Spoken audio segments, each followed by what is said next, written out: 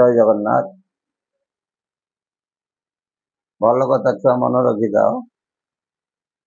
आज कौन गुरु पूर्णिमा बा व्यास पूर्णिमा। गुरु पूर्णिमा रे गुरु पूजा ना आम सनातन धर्म रे आज दिन टा गोटे पवित्र दिन। गुरु परंपरा आगुरी अच्छिला किंतु व्यासदेव ठारू व्यासदेव अष्टादश पुराण रचना कले कौन है गुरु पूर्णिमा प्रचलित करागला बा व्यास पूर्णिमा प्रचलित करा। भल कथा मन रखी था व्यास होउछंती दुई जन। व्यास कई जन दुई जन जन हेले वेद व्यास आउ जन व्यास देव। आमे समस्त जानते कौन जने ना व्यासदेव होउछंती जने वेद व्यास होउछंती जने किंतु आज व्यासदेवंकर जन्म वेद व्यास जन्म बुझिपार व्यासदेवंकर आज जो आविर्भूत है व्यास को गुरु रूप में कौन कला विवेचना करा। कारण भगवान को विष्णु 64 अवतार ग्रहण करते यथा अवतार एवं अवतारी की मिसाई होती 64 कि ठाकुर अभिराम परमहंस जो आइले 32 अवतार कर। जयदेव जो आसिले 10 अवतार बोली प्रमाण दे। व्यास को भगवान गोटे अवतार बोली कहुई पाए। कारण कहती व्यासाय विष्णु रूपाय व्यास रूपाय विष्णु नम वै ब्रह्म विद्याय विशिष्टाय नम। व्यासाय विष्णु रूपाय व्यास विष्णुकर सदृश किंतु व्यास आसिले से विष्णु व्यासाय विष्णु रूपाय विष्णु नुह विष्णु स्वरूप आसिले किए 3टा सतार कौन है खेल खेलिले। आमर कहती अचतु बदौ ब्रह्मा दिवाहर परौ हरि अभालो लोचन शंभु भगवान बादर कहती नहीं ना अभालो लोचन शंभु भगवान अचतु बदौ ब्रह्मा ब्रह्मा कर कई मुख 4 मुख किंतु याकर 4 मुख न थाई ये ब्रह्मा को सदृश अचतु बदौ ब्रह्मा दिवाहर परौ हरि 4 हाथ न थाई ये हरि को सदृश थी। अभालो लोचन शंभु भगवान कर कईटा नेत्र शिवकर 3टा नेत्र आकर 3 नेत्र न थाई ये शंभु सदृश थे माने शिव सदृश। अचतु बदौ ब्रह्मा दिवाहर परवरी अभालो लोचन शंभु भगवान बादर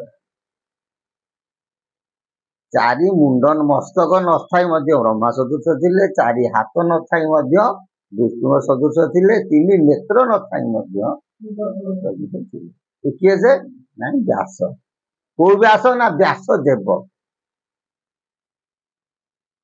से कहती से व्यास को जो संबोधन करागला गुरु ब्रह्मा गुरु विष्णु गुरुदेव महेश्वर गुरु साक्षात परम ब्रह्म तस्मै श्री गुरवे नमः।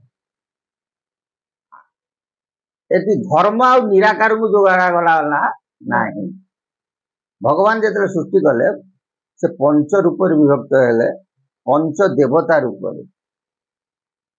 ଏଠି ଗଣେ ନାରାୟଣ ରୁଦ୍ରେ ଅମ୍ବିକେ ଭାସ୍କରେ ତଥା ଭିନ୍ନ ଭିନ୍ନ ନକଟକୁ ପଞ୍ଚଦେବ ନମସ୍ତେ। ଏ କଥା କହୁ, ଇଏ 5 ଜଣଙ୍କ କଥା ନୁହଁ। ପ୍ରଭୁ ଯେତେବେଳେ ମହାମାୟାଙ୍କ ଠାରୁ ସବୁ ଆବିର୍ଭୂତ ହେଲେ, ଏକାକ୍ଷର ମୂର୍ତ୍ତିଙ୍କ ଠାରୁ 5 ଜଣ ଆବିର୍ଭୂତ ହେଇଥିଲେ। ତମେ ସମସ୍ତେ ଜାଣିଛ ବ୍ରହ୍ମା ବିଷ୍ଣୁ ମହେଶ୍ୱର। ନା, ଆଉ 2 ଜଣ ଥିଲେ, ବ୍ରହ୍ମା ବିଷ୍ଣୁ ମହେଶ୍ୱର, ଧର୍ମ ଆଉ ନିରାକାର।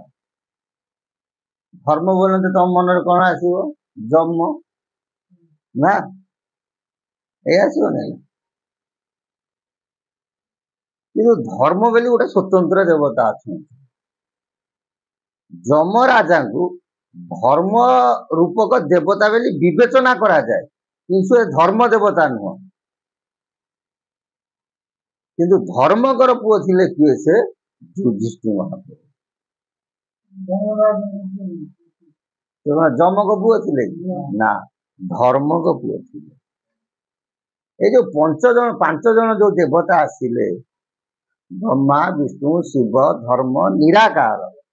ନିରାକାର ବୋଲନ୍ତି ଜଣେ ଦେବତାଙ୍କର ନାଁ ଥିଲା ନିରାକାର। ନିରାକାରକୁ ଅର୍ଥ କଲେ ଯାହାର ଆକାର ନେଇ ନିରାକାର। ପୁଣି ଗୋଟେ ଦେବତାଙ୍କର ନାମ ମଧ୍ୟ ଥିଲା ନିରାକାର। ବୁଝି ହଉଛି? କିନ୍ତୁ ଯେତେବେଳେ ବ୍ୟାସଦେବ ଆସିଲେ, ସେ ବ୍ରହ୍ମା ବିଷ୍ଣୁ ଶିବଙ୍କ ରୂପରେ କଣ କଲେ? ବିବେଚନା କରାଗଲା। ସେଥିପାଇଁ କୁହାଗଲା କଣ? ଗୁରୁ ବ୍ରହ୍ମା ଗୁରୁ ବିଷ୍ଣୁ ଗୁରୁଦେବ ମହେଶ୍ୱର, ଗୁରୁ ସାକ୍ଷାତ ପରମ ବ୍ରହ୍ମ ତସ୍ମୈ ଶ୍ରୀ ଗୁରବେ। କିନ୍ତୁ ତା ଆଗରୁ ଲୋମାନ୍ତ କାବ୍ୟ ଯଦି ତମେ ଦେଖିବ, ଜଗତ ଯେତେବେଳେ ସୃଷ୍ଟି ହେଲା, ମୁନି ଋଷି ମାନଙ୍କର ଆବିର୍ଭୂତ ହୋଇନଥିଲା। ପ୍ରଥମେ ଜଣେ ଋଷି ଥିଲେ, କିଏ ସେ? ନା, ଲୋମାନ୍ତ ଋଷି। ବୁଝିପାରିଲ ନା? ତାଙ୍କର ଗୋଟିଏ ଲୁମ ଉପୁଡ଼ିଲେ ଗୋଟିଏ ଯୁଗ ଶେଷ। ସେ କଥା ଜାଣିଥିବ, ଆଗରୁ କହିଥିଲୁ। ପାର୍ବତୀ ଦିନେ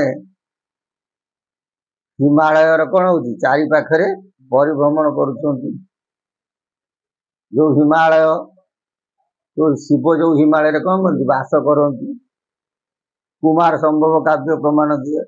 ଅସ୍ତି ଉତ୍ତରାଶ୍ୟାଙ୍ଗ ଦେବାତ୍ମା ହିମାଳୟ ନାମ ନଗାଧିରାଜ ପୂର୍ବା ପର ଉମାଚିତ ଗାବ ଚିତ ପୃଥିବ୍ୟାଇବ ମାନବ। ସେ ଯୋଉ ଭାରତର ଉତ୍ତର ଦିଗରେ ଯୋଉ ହିମାଳୟ ବିଦ୍ୟମାନ, ସେଇ ହିମାଳୟଙ୍କର ପାଦ ଦେଶରେ ପାର୍ବତୀ ଭ୍ରମଣ କରୁଛନ୍ତି। ବ୍ରହ୍ମାନ୍ତ ଋଷି ତପସ୍ୟାରତ ଅଛନ୍ତି। ତପସ୍ୟା କଲା ସମୟରେ ସେ କଣ ହେଇଛନ୍ତି? ଫୁଙ୍କା ପାଲଟି ଯାଇଛନ୍ତି, ବା ବରଫାଚ୍ଛନ୍ନ ହେଇଯାଇଛନ୍ତି। ପାର୍ବତୀ ବୁଲୁଛନ୍ତି। ବୁଲିଲା ସମୟରେ ଲୋମାନ୍ତକ ଦେହରେ ଗୋଡ ବାଜିଯାଉଛି। ଇଏ ଆଉ ଜାଣିନାହାନ୍ତି, ଛୋଟ ଛୁଆ। ସେଠି ଲୋମାନ୍ତ ରାଗି ଯାଇଛନ୍ତି। କିଏ ସେ ମୋ ଉପରେ ଚଢିଗଲୁ, ପାଦ ଦେଲୁ। ସେଠି ପାର୍ବତୀ ଯେତେ ଜଣେ ଋଷି ଗଣା ଭିତରୁ ବାହାରିଲେନି। ସେଠୁ ନତମସ୍ତକ ହେଇଛନ୍ତି। ମୁଁ ହଉଛି, ପାର୍ବତୀ କହୁଛନ୍ତି ମୁଁ ହଉଛନ୍ତି ହିମାଳୟଙ୍କର କନ୍ୟା, ମୋ ନାଁ ହଉଛି ପାର୍ବତୀ। ଆରେ କୋଉ ହିମାଳୟ? ମନେ ରଖିଥା, ମୁଁ ହଉଛି ଲୋମାନ୍ତ। ବୁଝିହଉଛି ନା? ଏ କେତେ ଯୁଗ ଗଲାଣି ମୁଁ ଏଇଠି ଅଛି। ଗୋଟିଏ ଯୁଗ ଗଲେ ମୋ ଦେହରେ ଯୋଉ ଲୁମ ଦେଖୁଛି, ଏ ଗୋଟିଏ ଲେଖା ଉପୁଡିକି ଯାଏ। ଯେତେବେଳେ କୋପହର ହେଇଯାଇଛନ୍ତି କି ସେ ଲୋମାନ୍ତ ଋଷି, ପାର୍ବତୀ ସେଠୁ ଶରଣାପନ୍ନ ହେଇଯାଇଛନ୍ତି, ମାନେ କ୍ଷମା ପ୍ରାର୍ଥନା ମାଗିଛନ୍ତି। ଯାହା ଫଳରେ ଲୋମାନ୍ତ ତାଙ୍କୁ କଣ କଲେ? କ୍ଷମା କଲେ। ସେଇ ଲୋମାନ୍ତ ଋଷି ସେ ତାଙ୍କ ଭାଷାରେ ସେ ଲେଖିଛନ୍ତି, ତ୍ୱଂ ବ୍ରହ୍ମା ତ୍ୱଂ ବିଷ୍ଣୁ ତ୍ୱଂ ଦେବ ମହେଶ୍ୱର ତ୍ୱଂ ଧର୍ମ ନିରାକାରଂ ତସ୍ମୈ ଶ୍ରୀ ଗୁରବେ ନମଃ। ସେ ଭଗବାନଙ୍କୁ ଏଇ ରୂପରେ କଣ କରିଥିଲେ? ପ୍ରାର୍ଥନା କରିଥିଲେ। ବ୍ୟାସଦେବ ଆସିଲେ, ସେଠୁ ଧର୍ମ ନିରାକାର କଟିଗଲେ। ସେଇଠୁ ପ୍ରଚଳିତ ହେଲା କଣ? ଗୁରୁ ବ୍ରହ୍ମା ଗୁରୁ ବିଷ୍ଣୁ ଗୁରୁଦେବ ମହେଶ୍ୱର, ଗୁରୁ ସାକ୍ଷାତ ପରମ ବ୍ରହ୍ମ ତସ୍ମୈ ଶ୍ରୀ ଗୁରବେ। ତେଣୁ ଗୁରୁଙ୍କୁ କଣ ହେଲା? ଉଚ୍ଚ ଆସନ। ବ୍ୟାସଦେବ କଣ କଲେ? କାହିଁ ଗୁରୁ ହେଲେ? ନା, ଜଗତକୁ ଅଷ୍ଟାଦଶ ଶାସ୍ତ୍ର କଣ କଲେ? प्रदान कले बुझी ना केमिति कले ना व्यासदेव कहती महागणेश लेखनी गणेश होती अनेक प्रकार मन रखी था पार्वती पुओ गणेश फिर ता आगुरु थिले बरदा गणेश शिव पार्वती बाहाघर फिर कलश स्थापन होता ना ना गणेश पूजा थिला ना ना आ गोटे होती कौन महागणेश मयूर गणेश सुत गणेश एमती पंच गणेश विद्यमान अच्छा किंतु आम संसार जाने गोटे गणेश कि मन रखी था मुख्यतः दुईटी गणेश मन रखी था से मयूर गणेश छाड़ सुत गणेश छाड़ महागणेश को छाड़ विवाह कर्म गोटे गणेश पूजा हुए सदा सर्वदा कलश बसिक जो आ गोटे कौन आम गणेश पूजा गोटे स्वतंत्र गणेश पूजा हेले गणेश कलश पूजा हला पर गणेश पूजा ताकू कहती बरदा गणेश ताकू कहती कौन गजानन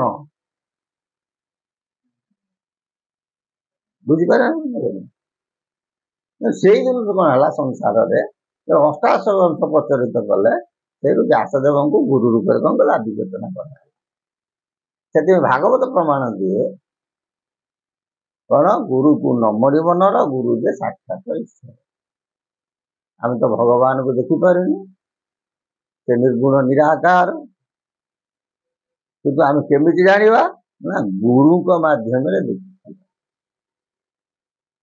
को गुरु गुरु तो अनेक पिता गुरु माता गुरु शिक्षा गुरु दीक्षा गुरु एमती अनेक गुरु अच्छा तत्व गुरु कर्ण गुरु बुझी व्यास को गुरु थे ना सदगुरु से भागवत कहला सदगुरु जब मारे बोईटा अंधार घर में जड़े बोई से व्यासंकर जन्म नहीं से जन्म तिथि की पालन करने आम संसार कौन करूँ गुरु पूर्णमी बा व्यास पूर्णिमा कौन करूँ पालन करूँ तेणु आमर हिंदू धर्म मतरे गुरु परंपरा मतरे गुरु परंपरा मध्य आज दिन हूँ कौन सबुठारु श्रेष्ठ दिन है एवं गुरु सहित किपरि चलती कौन होती पूर्व पृष्ठ आलोचना करवा जय जगन्नाथ से परम पुरुष सदिच्छा पूर्ण गोल आनंद कवा